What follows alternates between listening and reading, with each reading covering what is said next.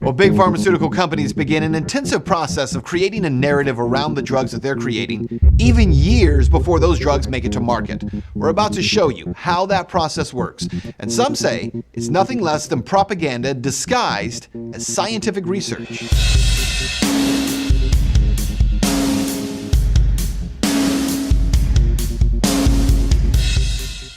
When it comes to relieving arthritis pain, Well, turn on your TV just about any time of day and you see them. Commercials from drug companies about the latest designer drug made to make your life better, to fix your restless leg syndrome, depression, your anxiety, your back pain, your erectile dysfunction. If you have it, there's probably a drug to treat it. And while millions of Americans are looking to these drugs for relief, most have no idea the business behind these drugs. When you slice and dice data and only show portions of it, you can spin it any way that you like. Well, Lori Powell spent 10 years as a brand strategist for medical education agencies. Her primary role, monitoring drugs that appeared to have the ability to treat a common or a wide-ranging problem. Now, once one of those compounds is found, Lori would go to work. Years before that drug ever hits the market, Lori's job was to begin convincing physicians of the value of the drug, value that had not been proven on any level. And it would start with like New England Journal of Medicine and JAMA, those kinds of large publications. And then they would go down to the sub-publications that are particular for that therapeutic category, such as, for cardiologists.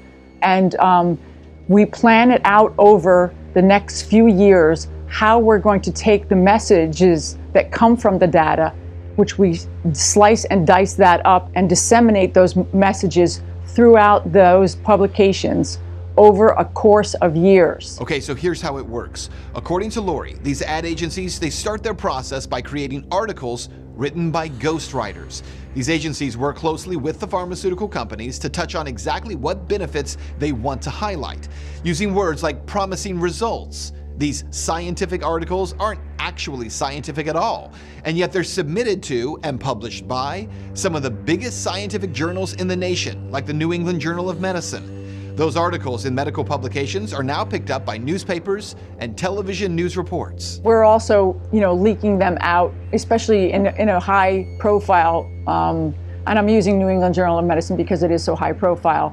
Those things will also be picked up by, like Science Times. So in short, some of these reports in scientific journals that boast of promising results of up-and-coming drugs are not only not scientific, but are really nothing short of propaganda, paid for by ad agencies working with the pharmaceutical companies.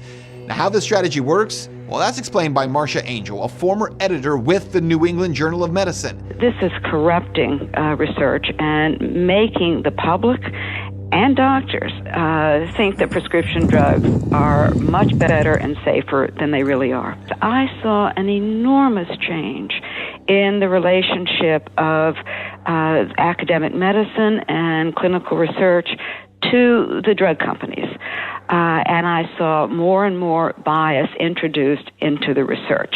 And one of the worst forms of bias is that the drug companies will not permit researchers to publish negative results. If the drug doesn't look good, it's not published, it's buried. Which leads us to ask, who's being targeted with this strategy? Well, Lori says it's physicians. And we're really targeting the prescription writers. Well, what's more, it's actually physicians, some of the best in the world, who are paid very well to influence other physicians. They become their advisory board. They tell them this will fly, this will not fly. They are paid for their time, they're paid for their travel, and they're paid for anything else that would involve their participation. So what is the role of the advisory board? Well, simply put, physicians are brought in and they are paid large sums of money to propagandize other physicians. They're called key opinion leaders for a reason. They are the key to making that message valid, because once they've validated the message, all of the people that look up to them, there are physicians that everyone knows who they are. They're the top in their field. They're the top in the country. They might even be the top in the world. And everyone who is a scriptwriter is going to follow their lead. It's very lucrative for them. It's so lucrative for them that most of them don't even practice. They just are going, they are sometimes on advisory boards for several companies, and they are paid, quite well. Hundreds of thousands of dollars to be advisors for Big Pharma. So what you need to know here is that the role of advisory boards, the media, and many so-called scientific journals, well, it's the same.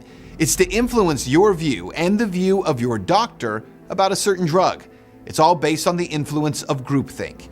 If the top physicians believe in a certain drug and that it must be good, well, then it must be good. Never mind that those top physicians are being paid to think the drug is good. If the New England Journal of Medicine says a drug is promising, well, then it must be promising, right? Never mind the fact that the article in the journal may have been written by a ghostwriter, paid for by the pharmaceutical company creating the drug. Look, in short, Big Pharma has found a way to influence every opinion you might have about their drugs before you even have an opinion.